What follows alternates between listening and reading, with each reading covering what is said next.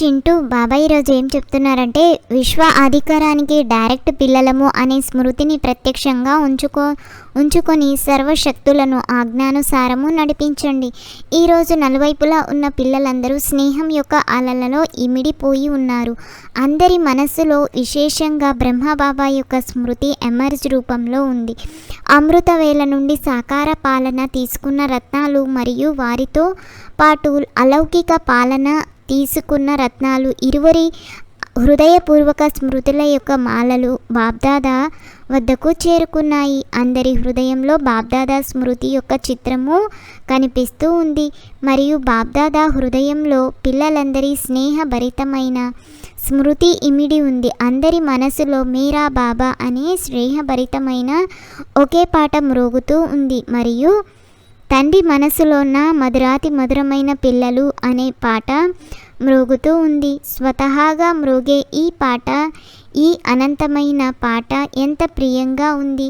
బాబ్దాదా నలువైపులా ఉన్న పిల్లలకు వారి స్నేహభరితమైన స్మృతికి రిటర్న్గా మనస్సు నుండి స్నేహభరితమైన 16 రెట్ల ఆశీర్వాదాలు ఇస్తున్నారు.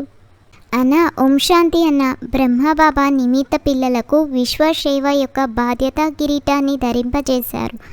స్వయం గుప్తమయ్యారు మరియు పిల్లలను సాకార స్వరూపంలో నిమిత్తంగా చేసి స్మృతి తిలకాన్ని దిద్దారు. వారు స్వయం అవ్యక్త ఫరిస్తా స్వరూపంగా అయ్యి ప్రకాశ కిరీటాన్ని ధరించారు. స్వయం చేయించే వారిగా అయ్యి పిల్లలను చేసేవారిగా తయారు చేశారు. కనుక ఈ రోజును స్మృతి దినము నుండి సమర్థ దినము అని అంటారు.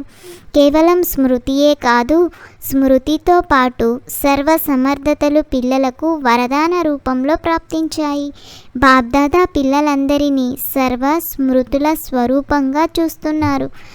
మాస్టర్ సర్వశక్తివాన్ రూపంలో చూస్తున్నారు. కేవలం శక్తివంతులు కాదు, మాస్టర్ సర్వశక్తివంతులు. ఈ సర్వశక్తులు తండ్రి ద్వారా పిల్లలు ప్రతి ఒక్కరికి వరదాన రూపంలో లభించాయి. దివ్య జన్మ తీసుకుంటేనే బాబ్దాదా సర్వశక్తివాన్ భవ అనే వరదానం ఇచ్చారు. ఇది ప్రతి జన్మదినం యొక్క వరదానము. వరదాన రూపంలో ప్రాప్తి చేసుకున్న ఈ శక్తులను కార్యంలో ఉపయోగించండి. అరచింటూ తండ్రి అంటున్నారు, ఓ సమర్థ ఆత్మలు, సర్వ ఆత్మలకు శక్తి ఇవ్వండి, సమర్థతను ఇవ్వండి. దీనికోసం పిల్లలైన మీరు కేవలం ఒక విషయంపై అటెన్షన్ ఉంచడం అవసరం. దీని గురించి బాబ్దాదా ఇంతకు ముందు సూచన కూడా ఇచ్చారు. మెజారిటీ పిల్లల సంకల్పాలు మరియు సమయం వ్యర్థంగా వెళ్ళడాన్ని బాబ్దాదా రిజల్ట్లో చూశారు. ఎలాగైతే కరెంట్ యొక్క కనెక్షన్ కొద్దిగానైనా లూజ్గా ఉంటే, ఒక లీక్ అవుతూ ఉంటే ప్రకాశం సరిగ్గా రాదో, అలా ఈ వ్యర్థం యొక్క లీకేజ్ అనేది సమర్థ స్థితిని అనగా సదాకాలం యొక్క స్మృతిని తయారు కానివ్వదు. కనుక వేస్ట్ను బెస్ట్లోకి పరివర్తన చేసుకోండి. పొదుపు స్కీమ్ను తయారు చేసుకోండి. పూర్తి రోజంతటిలో ఎంత వేస్ట్ అయ్యింది, ఎంత బెస్ట్ అయ్యింది అని పర్సంటేజ్ని తీయండి. ఒకవేళ 40% లేక 20% వ్యర్థంగా పోతూ ఉంటే దానిని రక్షించుకోండి. కొద్దిగానే కదా వ్యర్థమవుతుంది, మిగిలిన రోజంతా సరిగ్గానే ఉంది కదా అని భావించకండి. కానీ ఇలా వ్యర్థంగా పోగొట్టే అలవాటు చాలా సమయం యొక్క అలవాటుగా అయ్యే కారణంగా అది అంతిమ గడియలో మోసం చేయవచ్చు. వ్యర్థము అనేది నెంబర్ వారుగా తయారు చేస్తుంది, నెంబర్ 1గా కానివ్వదు. బ్రహ్మబాబా ఆదిలో తమ చెకింగ్ చేసుకునేందుకు ప్రతిరోజు రాత్రి దర్బార్ పెట్టుకునేవారు కదా. ఎవరి దర్బార్? పిల్లల దర్బార్ కాదు, తమ సొంత కర్మేంద్రియాల దర్బార్ పెట్టుకునేవారు. ధైర్యము ఉంటే ఎవరో నీకు తోడు ఉన్నాను అని చెప్పడం కాదు, ఎవరు లేకున్నా నాకు నేను ఉన్నాను అని చెప్పుకోవడమే అసలైన ధైర్యం. అన్న ఏ ఒక్క కర్మేంద్రియం అయినా ఇప్పటి వరకు మన పూర్తి కంట్రోల్లో లేకుంటే కంట్రోల్లో ఉంటాయి కానీ అప్పుడప్పుడు ఉండవు కూడా. ఒకవేళ ఏదైనా కర్మేంద్రియము కళ్ళు కానీ, నోరు కానీ, చెవులు కానీ, కాళ్ళు కానీ, కాళ్ళు కూడా అప్పుడప్పుడు చెడు సాంగత్యం వైపు వెళ్ళిపోతాయి. అప్పుడు కాళ్ళు కూడా కంట్రోల్లో లేనట్లే కదా. అందరూ కలిసి కూర్చుంటారు, రామాయణం మరియు భాగవతం యొక్క ఉల్టా కథలను వింటారు, సుల్టా కథలు కాదు. కనుక ఇలా సంకల్పం, సమయం, సహితంగా ఏదైనా కర్మేంద్రియము ఒకవేళ మీ కంట్రోల్లో లేకుంటే, అనగా స్వరాజ్యంలోనే కంట్రోలింగ్ శక్తి లేకుంటే విశ్వరాజ్యాన్ని ఎలా కంట్రోల్ చేయగలము అని మిమ్మల్ని మీరు చెక్ చేసుకోండి. రాజులుగా ఎలా అవుతారు? అక్కడైతే అన్నీ యాక్యురేట్గా ఉంటాయి. కంట్రోలింగ్ పవర్, రూలింగ్ పవర్ అన్నీ సంగమయుగ పురుషార్థానికి ప్రాలబ్ధ రూపంలో లభిస్తాయి. కనుక సంగమయుగము అనగా వర్తమాన సమయంలో ఒకవేళ కంట్రోలింగ్ పవర్, రూలింగ్ పవర్ తక్కువగా ఉంటే, పురుషార్థము తక్కువగా ఉంటే ప్రాలబ్ధము ఏముంటుంది? లెక్క తీయడంలో అయితే మీరు తెలివివంతులే కదా. కనుక ఈ దర్పణంలో మీ ముఖాన్ని చూసుకోండి. రాజు యొక్క ముఖము వస్తుందా? రాయల్ పరివారానిది వస్తుందా? రాయల్ ప్రజలది వస్తుందా? సాధారణ ప్రజలది వస్తుందా? ఏ ముఖం వస్తుంది? మరి మీ చిత్రం లభించిందా?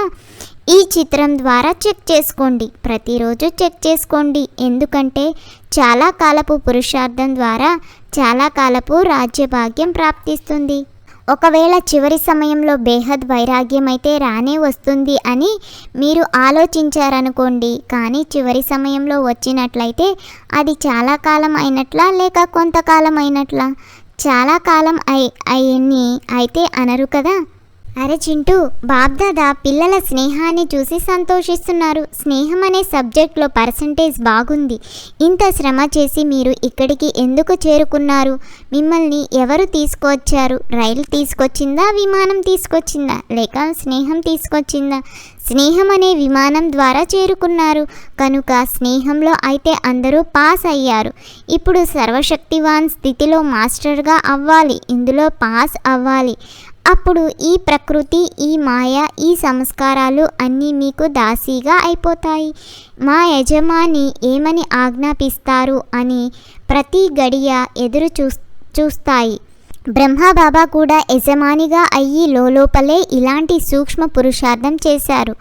బాబా సంపన్నంగా ఎలా అయ్యారు అనేది మీకేమైనా తెలిసిందా? పక్షి ఎగిరిపోయింది, పంజరం తెరుచుకుంది. సాకార ప్రపంచంలోని లెక్కాచారం యొక్క సాకార తనువు యొక్క పంజరం తెరుచుకుంది, పక్షి ఎగిరిపోయింది. ఇప్పుడు బ్రహ్మబాబా కూడా చాలా ప్రేమతో పిల్లలను త్వరగా రండి, త్వరగా రండి, ఇప్పుడే రండి, ఇప్పుడే రండి అని ఆహ్వానిస్తున్నారు. రెక్కలైతే లభించాయి కదా. ఇప్పుడు అందరూ 1 సెకండ్లో మీ మనసులో ఈ డ్రిల్ చేయండి. ఇప్పుడిప్పుడే చేయండి. అన్ని సంకల్పాలు సమాప్తం చేయండి.